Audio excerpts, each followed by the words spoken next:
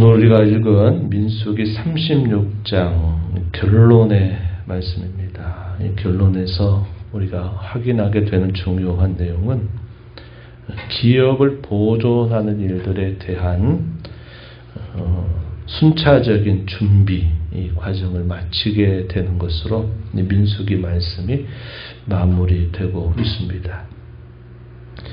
우리가 앞서 읽었던 민수기 26장 두 번째 인구조사에 대한 기록을 우리가 읽으면서 당시에 이 슬로보앗의 딸들이 모세에게 찾아와서 우리에게는 아들이 없어서 우리가 아버지의 그 기업을 이을 수 없다 하니 우리도 아버지의 기업을 얻게 해달라라고 하는 요청을 한 바가 있습니다. 그래서 그러한 부분들에 대하여 유산 상속에 대해서 아들이 없다 하더라도 딸들에게 그 기업이 분배되게 하셨다 하는 겁니다. 그리고 딸들이 없을 경우에는 또 그 형제들에게 또 그래서 이 지파에 할당된 그 기업이 보존이 되도록 하는 그런 규례가 마련이 되었습니다. 그에 따라서 오늘 우리가 읽은 말씀의 결론에서는 이 지파에 속해 있는 이 수령들이 찾아와서 모세와 다른 지휘관들에게 또 하나의 문제를 청원하게 됩니다. 유산 상속에 대한 이 규례가 확정이 되고 나서 생각을 해보니까 만약에 이 슬로보앗의 딸들이 다른 지파의 사람들과 결혼하게 된다면 이 슬로보앗의 딸들이 분배받은 그 기업이 결국은 그 남편 된 다른 사람의 지파에 속하게 되기 때문에 이에 대한 후속적인 조치가 필요하다 하는 사실을 요청한 것입니다. 그래서 이러한 요청을 하게 되었을 때 모세가 예전처럼 또다시 여호와 하나님 앞에 이 일에 대하여 묻게 되었고 여호와께서는 그 요청에 대해서도 그대로 그것을 수용해서 또 하나의 규례를 만드는 내용들이 이 본문에 소개가 되고 있습니다. 문제 하나하나를 차근차근 순차적으로 필요한 것들을 준비해 가는 그런 모습, 대단히 지혜롭게 이런 일들을 처리해 가고 있다는 사실을 우리가 확인하게 됩니다. 그래서 유산 상속에 대한 규례가 만들어지고 그에 따라서 꼭 필요한 후속 조치로서 이 슬로보앗의 딸들뿐만 아니라 아들이 없이 그 기업을 이어가게 되는 경우에는 반드시 그 지파에 소속되어 있는 남자에게만 시집가도록 하는 규례가 마련이 된 것입니다. 한번 내용을 살펴보시죠. 먼저 앞부분에 가서 한번 보시면은 2절에서 그들을 청원한 내용이 바로 소개가 되고 있어요. 여호와께서 우리 주에게 명령하사 이스라엘 자손에게 제비 뽑아 그 기업의 땅을 주게 하셨고 여호와께서 또 우리 주에게 명령하사 우리 형제 슬로보앗의 기업을 그의 딸들에게 주게 하셨음즉 이것은 이미 앞서서 결정되었던 그런 내용을 다시 상기시키는 겁니다. 이어지는 청원이 소개됩니다. 3절 그들이 만일 이스라엘 자손의 다른 지파들의 남자들의 아내가 되면 그들의 기업은 우리 조상의 기업에서 떨어져 나가고 그들이 속할 그 지파의 기업에 첨가되리니 그러면 우리가 제비 뽑은 기업에서 떨어져 나갈 것이요 이스라엘 자손이 희년을 맞이해서 그 기업이 그가 속한 지파로 다시 가게 될 것이다. 이렇게 말하는 겁니다. 그래서 희년이 되면 회복이 되는데 이 희년이 되어서 회복이 되면은 결국은 본래 상속받았던 그 기업이 결국은 그 남편이 되는 지파의 기업으로 결국은 회복될 것이다. 이렇게 말하면서 그렇다면 우리 지파에 주어진 이 기업이 결국 없어지고 말 것입니다. 이렇게 이야기하면서 청원을 하게 된 거죠. 모세가 여호와 하나님 앞에 기도하고 여호와께서 그에게 하신 말씀을 이룹니다. 요셉 자손 지파의 말이 옳다. 그래서 그들에게 주어진 여호와의 명령이 이러하다라고 말하고서는 그 대답은 6절 하반절에 우리가 보는 것처럼 슬로보아스의 딸들은 마음대로 시집 가려니와 오직 그 조상 지파의 종족에게로만 시집 갈지니. 7절 하반절에 다 각기 조상 지파의 기업을 지킬 것이다. 여호와께서 이렇게 말씀하셨다고 한 겁니다. 그렇게 되면 결국 그 기업을 이은 딸들은 자기 조상 지파의 종족되는 사람의 아내가 될 것이다. 그래서 그 종족 내에 시집을 가라고 하는 그런 규례가 주어지게 되고 그 결과 자기 기업의 자기 지파의 기업을 보존하게 될 것이다. 이러한 여호와의 응답이 주어지게 된 겁니다. 이런 응답에 대하여 이 슬로보아스 딸들이 그대로 그 말씀을 따라서 행하는 그런 모습이 소개되죠. 10절입니다. 슬로보아스 딸들이 여호와께서 모세에게 명령하신 대로 행하였다. 이렇게 소개가 되고 있습니다. 그래서 이 슬로보아스 딸들에 대한 기록은 민수기에서도 또 언급이 되고 나중에 다른 데서도 보면 또 이 이야기가 언급이 됩니다. 그래서 하나님의 약속하신 바가 이루어지게 될 때 요청되는 일들에 대하여 이들이 적절한 문제를 청원하였고 그 일에 대하여 하나님이 대답하시면서 그들에게 후속적인 조치들이 하나씩 마련되면서 이 기업을 보존하도록 하나님께서 이끌어 주신 것이었다. 이렇게 우리가 이 말씀들을 읽을 수 있게 되는 것입니다. 당시 이스라엘 자손들은 어디에 있었습니까? 우리가 읽은 마지막 절에 보면은 여리고 맞은편 요단강 모닥 평지에서 있었다. 이렇게 소개가 됩니다. 그들이 기업을 분배받는 일은 자신들의 현실적인 문제는 아니었어요. 그들이 이렇게 기업을 분배받기까지는 상당한 시간이 흘러가게 됩니다. 다시 말하면 자신들의 현실적인 문제를 넘어서서 그들의 장래 혹은 그들의 미래에 대한 일들이다 한 겁니다.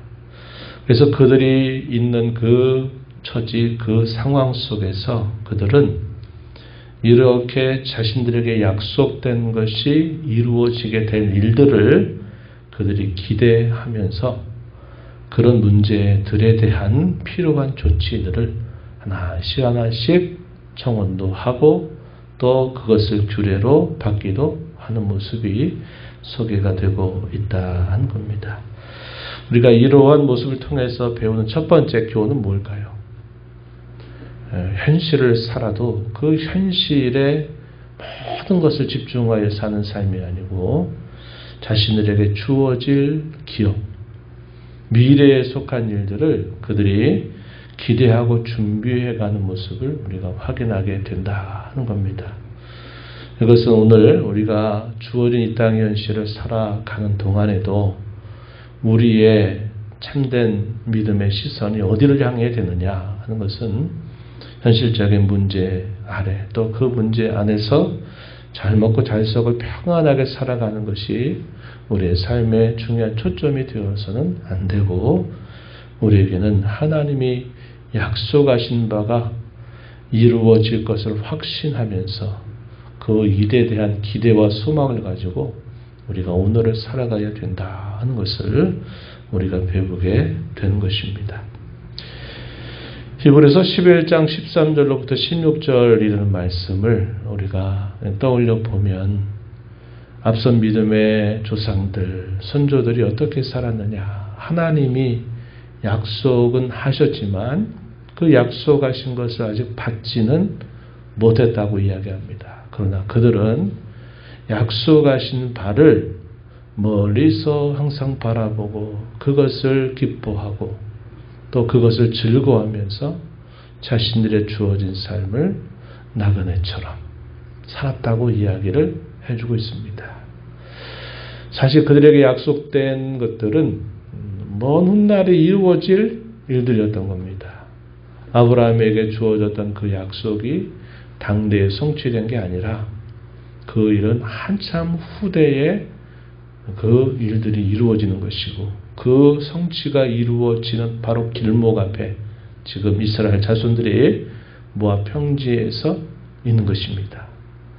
그래서 시간적으로 봤을 때도 아브라함의 그 약속이 현실적으로 실현되는 일들은 먼 미래에 속해 있었던 거죠. 그 아브라함은 자신의 미래 후손들에게서 이런 일들이 이루어질 것만 바라본 게 아니라 그의 신앙의 많은 여정들을 통해서 그가 깨닫게 된 것은 눈에 보이는 그 어떤 땅이라도 궁극적인 기업은 아닌 것을 알게 되죠. 자신들이 받게 될 기업이 어디에 있다고 깨닫게 되었다고 말합니까? 하늘에 있다고. 여호와께서 마련하신 그 하늘에 있다라는 사실을 깨닫고서 살았다는 거죠. 이 땅에서 성취되는 그 가나안 땅을 그들이 차지하고 그 땅을 기업으로 분배받는 그 일은 하나의 비유입니다. 비유. 어떤 비유일까요? 하늘에 있는 것을 사모하게 하고 누리게 할 것을 보여주는 하나의 비유, 교육도구와 같다 하는 것입니다. 그래서 아브라함이나 이런 족장들도 이 땅에서 물질적으로 땅을 차지하고 분배받고 하는 것, 그것도 하나님이 분명히 이루어질 사실로 알고 바라보고 살았지만 그들이 궁극적으로 바라봤던 건 뭐냐? 자신들의 참된 기업이 이 땅에 있는 것이 아니라 하늘에 있다 하는 사실들을 알고서 자신들이 그 땅에서 그것을 받지는 못하지만 마치 그 약속을 받는 것처럼 항상 그것을 기대하고 바라보면서 살았다라고 말해주고 있는 겁니다. 이러한 기업을 민수기의 마지막에서 기업 보존에 대한 이런 말씀들을 결론으로 소개하는 것은 궁극적으로는 예수 그리스도로 말미암아 누리게 될 영원한 분깃, 그것을 예표하여 주는 그러한 성격을 가지고 있다 하는 것이고, 그것의 궁극적인 성취로서는 베드로 사도가 말한 것처럼 베드로전서 1장 4절에서 우리가 얻게 되는 그 영원한 기업은 썩지 않고 더럽지 않고 쇠하지 않는 기업이고 그것은 하늘에 간직한 것이다. 이렇게 일깨워 주고 있습니다. 그 약속은 확실하고 보존될 것입니다. 다윗은 시편 16편 6절에서 그렇게 고백했어요. 내게 줄로 지어준 구역은 아름다운 곳에 있으며 나의 기업이 실로 아름답도다. 이렇게 하나님을 향하여 찬양하며 고백했던 말씀을 우리가 떠올려 보는 것입니다. 우리에게 약속된 진정한 기업은 하늘에 있다. 그것은 쇠하지도 않고 더럽혀지지도 않고 그것은 영원히 보존되는 그런 기업이다 하는 사실을 우리가 기억하면서 오늘을 살더라도 우리는 오늘에 젖어 살고 묻혀 사는 게 아니라 오늘 넘어서 우리는 이러한 소망을 늘 바라보면서 기대하면서 기뻐하면서 소망을 가지면서 오늘을 살아가야 된다 하는 것이고, 저와 여러분에게 주어진 궁극적인 최종적인 분깃은 뭘까요? 하나님 자신입니다. 하나님 자신을 우리에게 지극히 큰 상급으로 우리에게 주신다 하는 사실입니다. 이것은 아브라함에게 하나님 말씀하셨던 거죠. 아브라함아 두려워하지 말아라. 내가 너의 지극히 큰 상급이다. 이런 말씀을 해주신 것입니다. 우리는 그런 기업을 약속받은 자로 오늘을 살아가고 있다 하는 사실들을 늘 기억하면서 우리 현실에서 모든 걸 다 받아 누릴 자처럼 우리가 욕심부리고 많은 복을 여기서 다 받아 살겠다고 하는 자세보다 우리에게 영원히 주어진 이 분깃을 늘 바라보면서 소망하면서 살아가는 저와 여러분이 되어야 하겠습니다. 하나님 아버지 감사합니다. 주의 은혜로 또 새로운 하루를 받아서 아버지 앞에 나와 찬양하며 주의 말씀의 귀를 기울여 듣게 하심을 감사합니다. 우리 인생이 70년, 80년, 90년 참 짧은 인생을 쏜살과 같이 살아감에도 불구하고 저희로 영혼을 사모하는 마음을 주시고 그 영혼을 잇대어 살아가는 귀한 복을 허락받게 하시고 약속해 주심을 감사드립니다. 먹고 마시고 입을 것 염려하고 근심하지 말아라. 이것들은 다 이방인들이 구하는 것이라 말씀하시며 먼저 그의 나라와 의를 구할 것을 저에게 가르쳐 주신 주님의 말씀을 저희가 마음에 깊이 생각하며 이 땅을 살아도 항상 저희의 장래와 미래를 항상 바라보며 준비하며 살아가는 저희들의 삶이 되게 하시고 더럽혀지지 않고 쇠하지 않고 썩지 않는 영원한 기업을 마치 소유한 자처럼 이 땅을 그렇게 하나님 앞에 살아가는 저희들의 삶이 되게 해주시기를 간절히 바라옵나이다. 은혜의 보호자 앞에 나와서 아버지 은혜를 구하는 모든 심령들의 간구를 귀 기울여 주시고 응답해 주시기를 바라며 예수님의 이름으로 기도하옵나이다. 아멘.